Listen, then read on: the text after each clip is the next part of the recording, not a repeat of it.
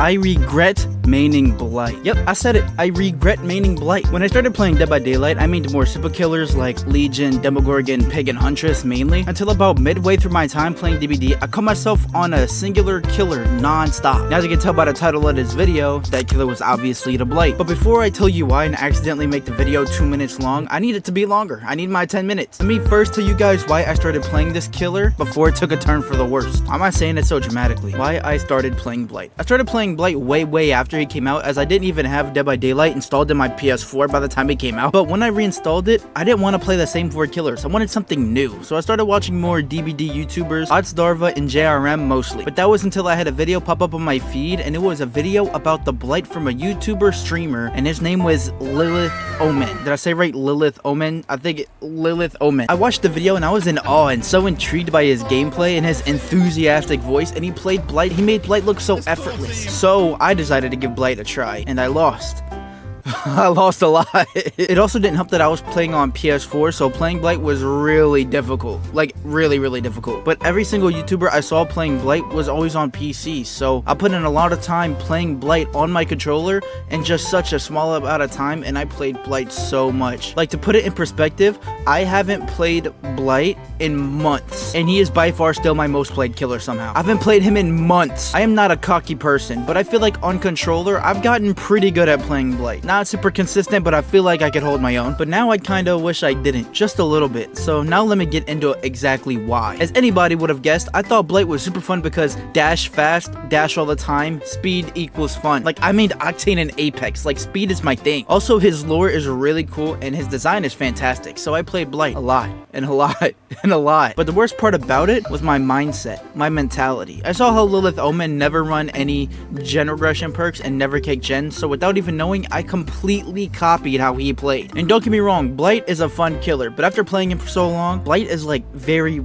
boring. So maybe you guys are thinking, well, why did I stop playing him? Let's really get into why. I think I said that twice already. I started playing Blight, dashing everywhere, running 4 chase perks, insane add-ons, not kicking gens, all of that stuff. But I ended up falling into a really bad mindset. And I'm not saying Lilith Omen plays wrong or anything like that. He's one of the best Blight players ever, and I have nothing but respect for him. Like, I even started playing Blight because of him, and some of my most popular videos are about playing Blight, but I stopped playing it. I've never been big on tunneling. I go out of my way almost every match to not tunnel, because my definition of fun and skill is getting as many hooks as possible, but I just played Blight again and again and again. And I still continued to play Blight when I switched from PS4 to PS5. He felt way better, more responsive to play, the controller is better, everything on PS5 is better than PS4. But now that I'm on PC, my will to play Blight has pretty much diminished. I built my whole persona on playing Blight on controller. Now that I don't play on controller, I play on a much better controller, which is mouse and keyboard. My whole reason I spent learning and playing Blight for so long was because I was on controller. I was trying to prove something, but there was nothing to prove. Everyone thinks Blight is one of the hardest killers in the game. I somewhat disagree. Yeah, he does have a really big learning curve, but once you get the hang of this killer, he's very one-dimensional. You dash into something, dash to a survivor, they can't do anything, they get hit, or they give you the pallet. I found myself, after I learned to play this killer, that's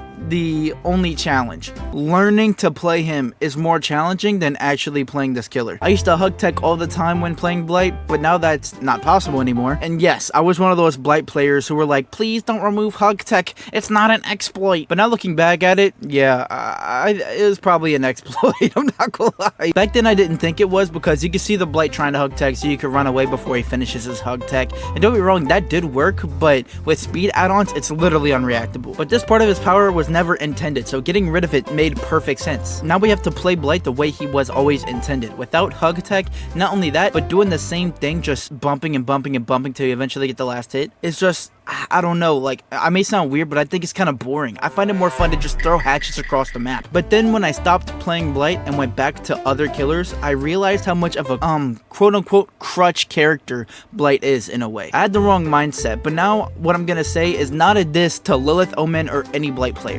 I'm inspired by Blight players, if anything. But now when I play, I feel like I'm not playing Dead by Daylight. I feel like I'm playing some, like, sprinting racing game, like, you know what I mean? When I stopped playing Blight, chases got way more fun, fun, more engaging. Playing the game got more fun. I forgot about all the mind games and 50-50s there are in a regular chase in DBD. With Blight's speed and with speed add-ons, you can play almost around every loop in the game with very, very little counterplay on the survivor's end. The only counterplay they can have is you end up missing. Don't get me wrong, I don't hit every single shoulder flick, or I don't hit every rush, but sometimes it's literally just comes down to whether or not I'm gonna miss or not with no counterplay for the survivors. You can rush around the map at Mach speed, so the feeling of needing to pressure gens is out the window, because even if I get caught up in a longer chase, I could just sprint to a gen in less than 3 fucking seconds. Unlike almost every other killer who would have to like walk there, or they would have had to set up a teleport. Whenever I broke a pallet, I'm right back on the survivor within 1 second. But on other killers, I have to make up that distance they get when I break the pallet. When a chase is lasting too long, I'm able to realize it and I have to keep track of my gens, leave chase early enough to guard my gens. But on Blight, it doesn't matter how long it takes because I can still get to the gen before it gets finished. I have to mind game, hide my red stain, moonwalk, and read the survivors whenever I play. But when I play Blight, I just run fast, so they can't do anything but pre-drop the pallet, and I'm right back behind them. They make no distance. All of the micromanagement that almost every other killer has, Blight doesn't